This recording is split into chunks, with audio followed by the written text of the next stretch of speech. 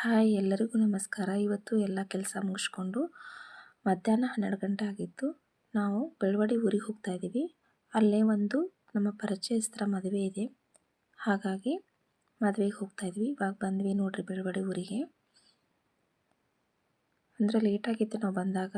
ಅಂದರೆ ನಮ್ಮ ಯಜಮಾನರು ವರ್ಕ್ ಮುಗಿಸ್ಕೊಂಡು ಬಂದ ಮೇಲೆ ನಾವು ಮದುವೆಗೆ ಬಂದಿದ್ದು. ಇವರೇ ನೋಡ್ರಿ ಜೋಡಿ. ಹಾಗೆ ಅವ್ರಿಗೆ ವಿಶ್ ಮಾಡಿ ಊಟ ಮಾಡಿಕೊಂಡು ಬೆಳವಡಿಯಲ್ಲಿ ನಮ್ಮ ರಿಲೇಟಿವ್ ಮನೆ ಇತ್ತು, ಅವ್ರ ಮನೆಗೆ ಹೋಗಿ ಭೇಟಿಯಾಗಿ ಬಂದ್ವಿ. ನನ್ನ ಮಗಳು ಕೂಡ ಬೆಕ್ಕನ ಜೊತೆ ಆಟ ಆಡ್ತಾ ಇದ್ದಾಳೆ ನೋಡ್ರಿ ಇಲ್ಲಿ.